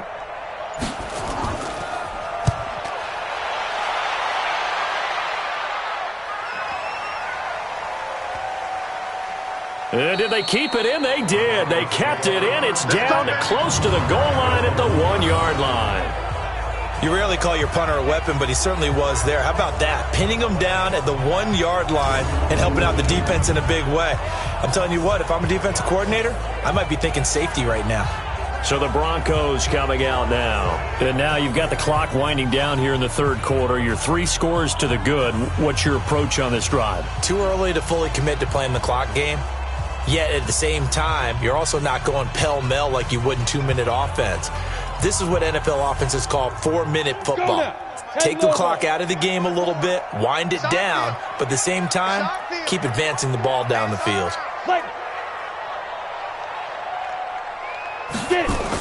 They'll start on the ground. This is Gordon on first down. Shrugs him off. And he showed off the athletic juke. Good little gain there. Not a whole lot of real estate, but a nice carry. Partner, I remember a coaching friend of mine used to tell his running backs before games, make sure you run and jog with your offensive line in pregame. Get used to the ground shaking when those big behemoths start to create space for you up front. He did a pretty good job of just following those guys through there for a nice explosive run. On second and very short. Locke. He completes this to Sutton. And he'll be brought down, it looks like, right at the 15. 4 yards the pickup, first down.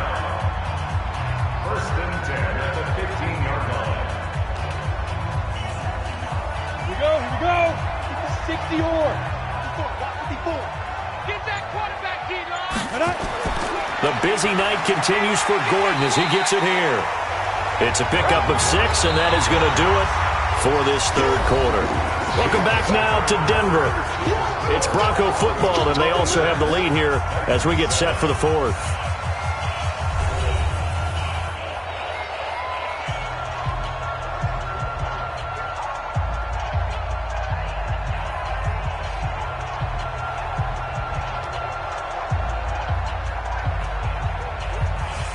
The last run got 6, now second and 4. Hey, watch the slant. Go. This is Gordon as they go to him again. 2 yards on the carry there, and it's going to lead them to third down. Bottom line, they want to keep this clock rolling, so they'll take that one right there. They just want to keep falling forward, and they want to put the onus on the big fellas up front in order to bring this one home. The Broncos on third down. They've converted 5 times in their many chances thus far. Here it's 3rd and 2. Let's get up. Ready. Now they run from the gun with Gordon. And he's going to have the first down yardage as he's down at about the 30-yard line.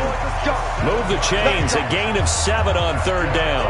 Brandon, when a defense just simply can't get off the field on third down, and we all know how important that down is for both sides of the ball, you often feel like you're just a step behind whatever they're doing offensively. And one of the differences in this game, no doubt, third down conversion, and that is going to be a story they'll talk about after this one.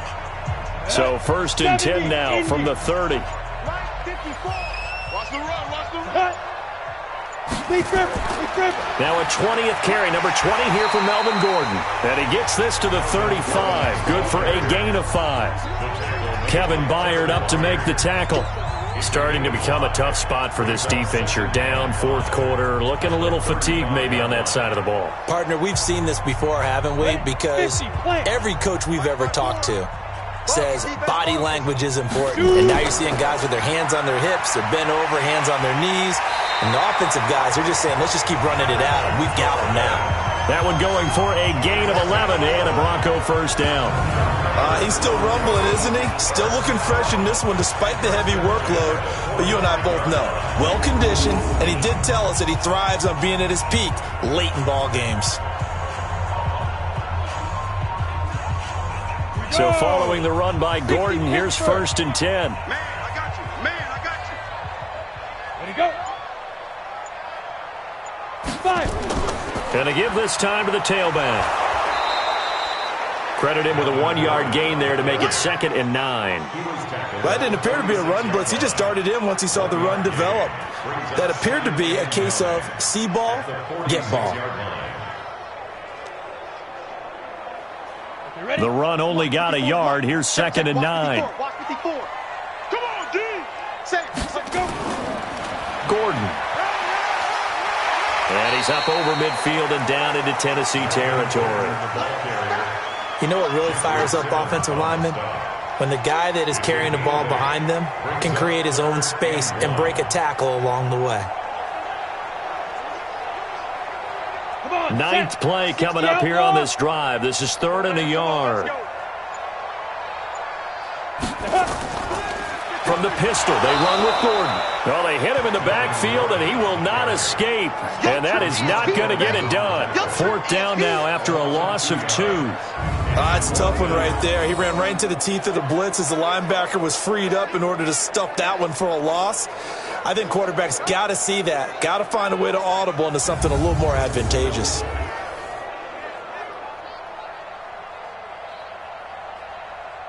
Here's Sam Martin now, as he'll come on for his 5th kick of the night.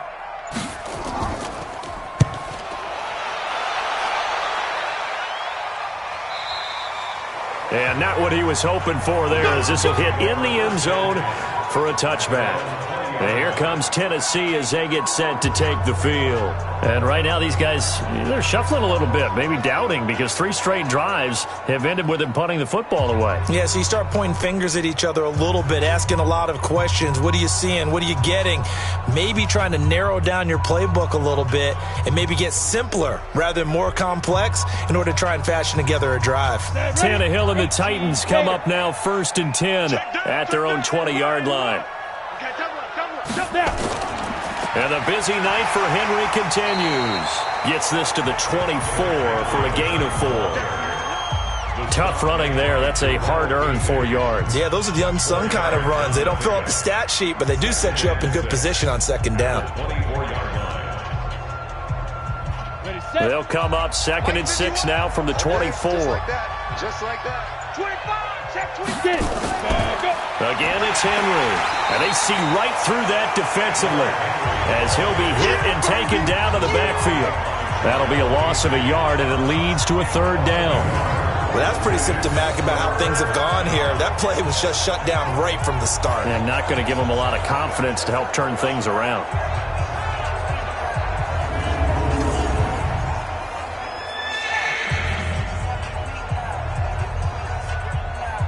The Titans on 3rd down. They've had a lot of chances, but not much success, converting only 3 times. This is 3rd and 8. Here's Tannehill. And unable to connect. Incomplete. I'll give them credit. They took their shot, but it's going to bring up 4th down. Well, the trials and tribulations of being a quarterback in this league, it's tough. It's got to be wearing on him out there. Well, he has been sacked a number of times. He had an interception, so I'm going to give him a skosh of credit for hanging in there and trying to make something happen, despite the amount of pressure he's been under this entire game. A critical one here if they're going to have any shot at this thing. So they'll go for it on 4th down. Now Tannehill. And this is incomplete. The Titans try it, but ultimately they fail on 4th down. And the Broncos are going to get the football back in great field position. Well, at this stage of the game in the second half, down 3 scores, I guess they felt like they needed to push. And let's face it, with this deficit, if they give up another score here after they didn't get it, does it really matter? Right. It really doesn't. They had to go and try and make something happen if they had any chance of winning this game.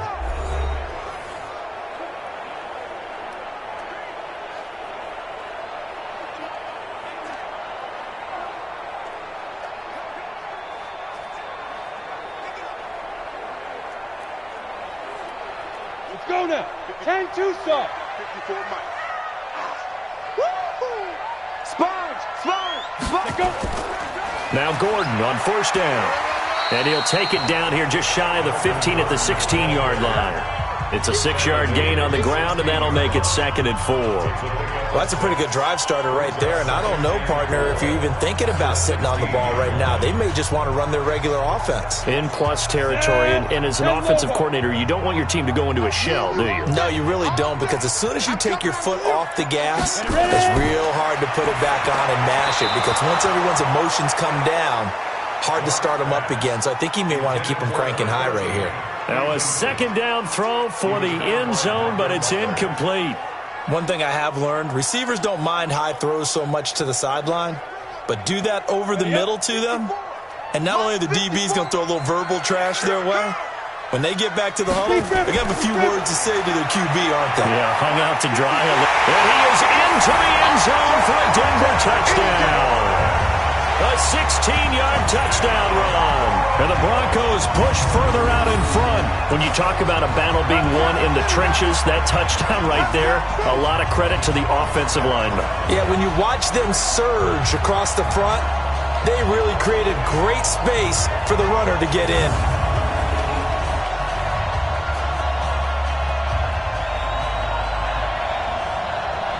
Now McManus to tack on the extra point. And that will bump the lead up to 26.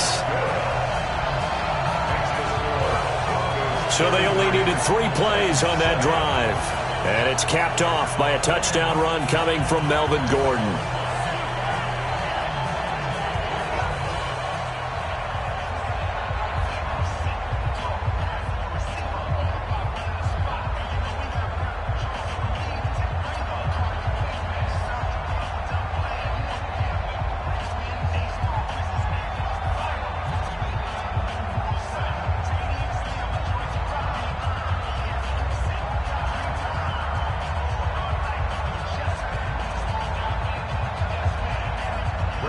After the touchdown, here's McManus now to kick it away.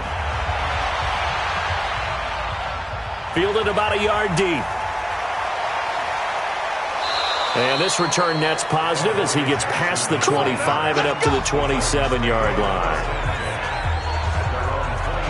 Out come the Titans now. And last time out, went for it on 4th down, turned it over, gave him great field position, turned into 6 points, so they've got to recover here, Charles. It's amazing what one decision can do in the chain of events, right?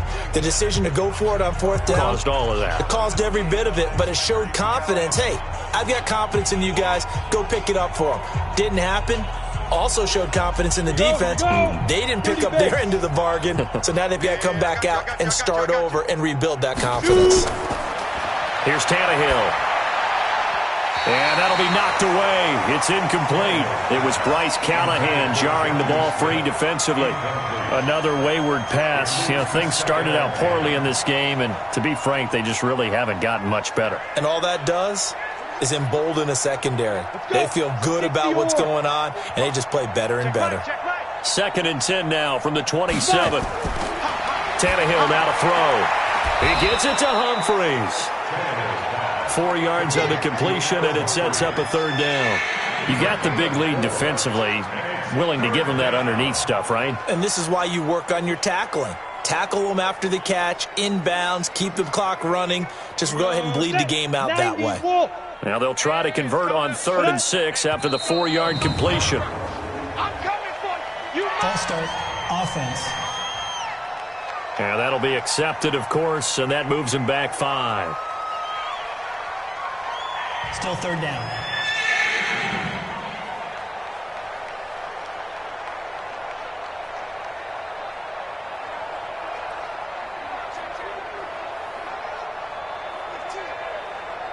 So the false start certainly doesn't help matters as they'll try again now. 3rd and long. From the gun, here's Tannehill. And that will be incomplete.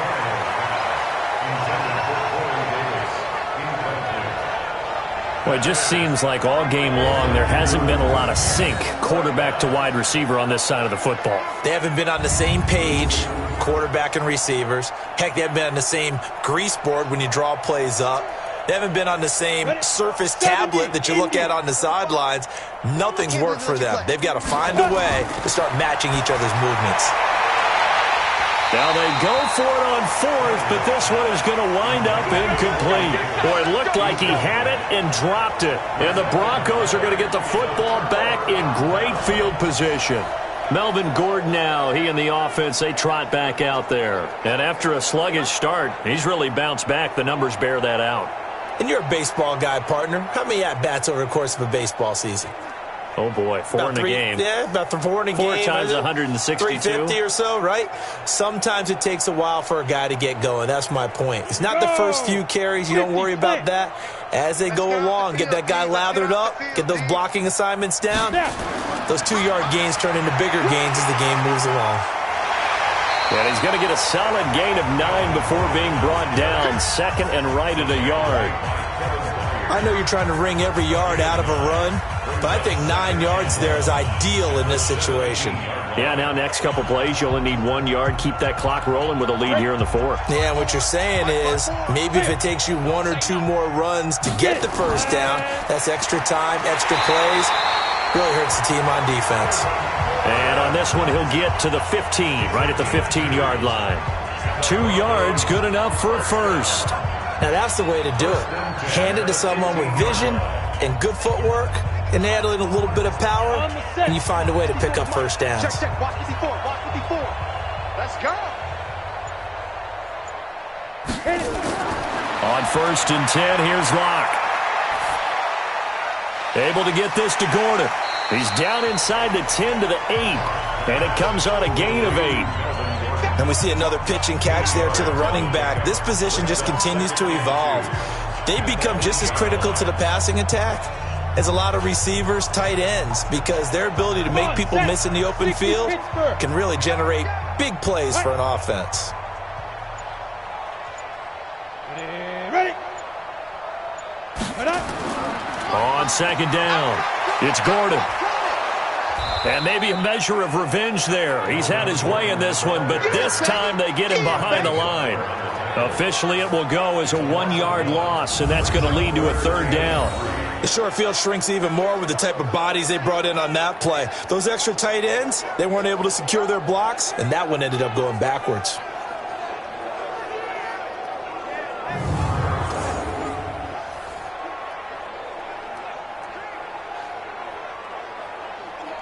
Got an extra defensive back out there for the Titans now here for 3rd down. Locke going to try and throw on 3rd down. To the end zone, but knocked away and incomplete. Adoree Jackson right there, step for step in coverage. Certainly looked like they were getting ready to convert there on 3rd down, but what an effort to get his hand on that one, knock it away, and brings up a 4th down decision.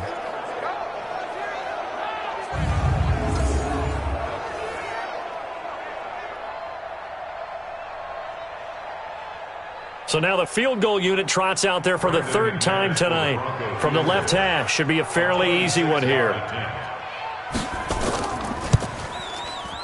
And McManus able to put it through. And that will push the lead up from 26, and it grows up to 29.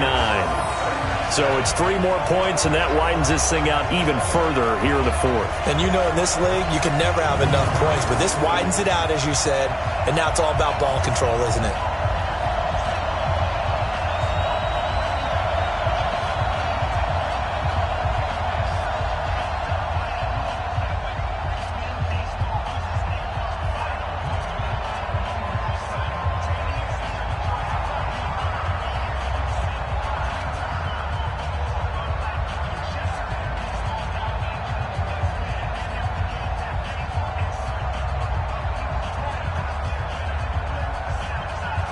After splitting the uprights, McManus to kick it away. This fielded at the 2.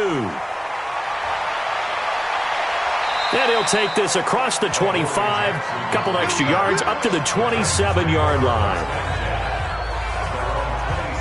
The Titan offense now working their way back onto the field. And on that last drive, went for it on 4th, turned it over. But good job by their defense, though. They held them to 3, but this offense, they've got to be a little bit better, a little bit more careful here. And sometimes when you see these calls on 4th down, when they decide to go for it, it's not necessarily the coach saying, I believe in my offense. Sometimes the coach saying, I believe in my defense. I can afford to go for it here, because if we don't get it, I don't think we'll give up more than 3. And that's exactly what happened there. You think that factored in? I do. I think that he had that in his mind going into the game, that I'm going to be aggressive on offense because I know I've got a defense that can hold up their end. And they're able to get this one across the 35. An 11-yard pickup for the Titans and a 1st down. As a passer, you're always trying to find that open window to throw the ball downfield. How about this one? Right in the middle of the field, right in the heart of the defense. 60 outlaw. So here's a 1st and 10 at the 38. A shotgun snap for Tannehill. Goes underneath for Henry. It's a 4-yard pickup, and that'll make this a 2nd down. One thing I think that's safe to say defensively, the tackling's been really good. And because of that, it's been very, very hard for them to move the ball because you're not getting the benefits of run after catch. They're tackling them almost on the spot. That means you have to run extra plays, harder to move it. Looking to throw again on second down. Tannehill, nowhere to escape, and he goes down. Von Miller doing what he does best with a sack. We've been around this league for a while, and many coaches never pull their starting quarterback, almost no matter the situation. In this case, though, I think he's got to make a decision. He's taking a pretty good beating out there. Yeah, and with the deficit, maybe not wanting to risk an injury.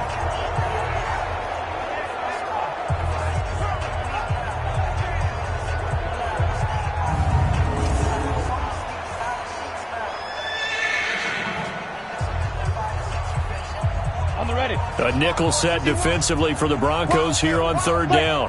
Right here, guys. Mike 51. Mike 51. Back to throw, Tannehill. And that's caught by Smith. And out across midfield down to the 45. And this is going to be another first down as they'll make the tackle at the Broncos' 45-yard line. You know I'm going to lean towards the defender, right? You know I'm going to do that. I know. That's a tough situation for him as I see it. But the truth of the matter is, that ball was not streaking towards him. Had a little arc on it. He's got to find a way to get his head around and make a play on the football.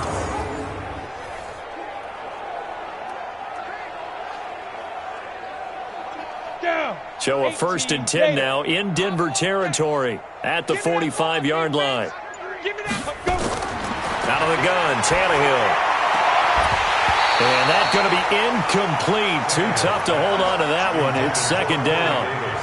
Another incompletion. You know, it's a wonder he's still moving around back there the number of times he's been sacked. Yeah, he's staying out there, isn't he? And you don't think about it much in a game like this, but he's showing incredible leadership. Still competing, still fighting, not taking himself out of a ball game that appears lost.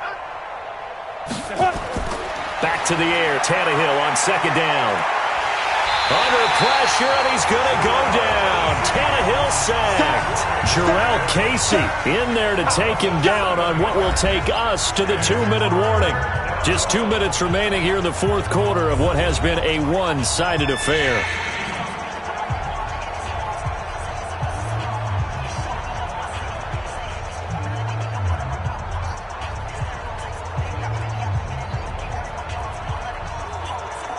So the Titans in possession of the football here as we get you reset. They face a third down now as they try to find a late score. Tannehill, he's going to let it fly. And that will be incomplete. Well, they weren't scared to let it fly, but it falls to the ground and brings up fourth down. This defense was definitely alert to the possibility of the deep ball, and they were more than ready for it. They've got the lead, fourth quarter. Maybe can expect more passes like that downfield.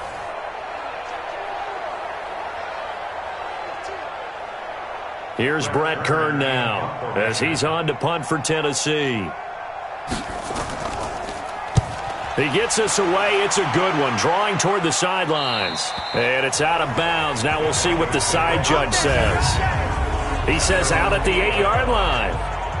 The field position game, such an overlooked facet, Charles, of an NFL game, but this offense, they're going to be pinned back. What an ideal punt. An ideal punt, and it leads to that term complementary football, because them doing that puts their defense in a great spot, doesn't it? Gives them a chance. If they want to be aggressive, try and maybe get a safety out of this whole thing, it puts them in that position.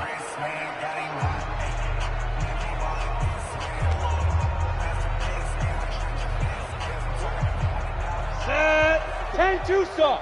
54 Mike. Coming. Get it. He'll start the drive with a run by Gordon. And he's only able to work this from the 8 to the 10 for a pickup of 2. Well, he's looking for some running room, and there wasn't a whole lot of it there on that play. I think he was lucky to get a couple of yards out of it, because those defenders, they were rallying to the football pretty quickly. Ready to break. Cut. Mike 54. I'm here all day.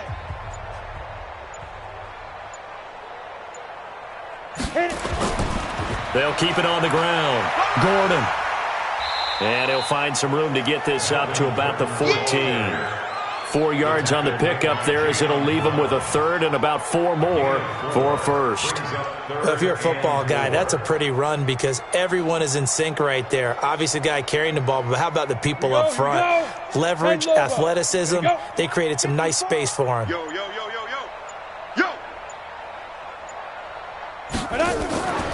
On third down, it's Gordon, and he won't be close to a first down as he runs into a wall right around the line of scrimmage. No gain on the play there, and it'll bring up fourth down. Don't be mad. Don't be mad. There's more coming. There's more where it came from.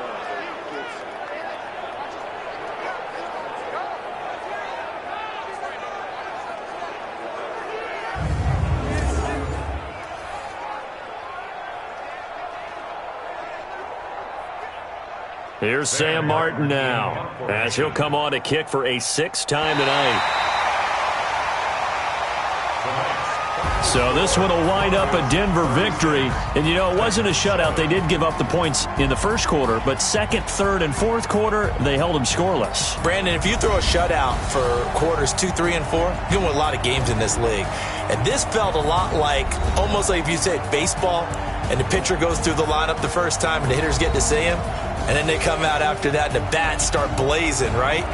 I think they saw their best stuff in the first quarter and just shut everything down from that point on. What a great, convincing performance.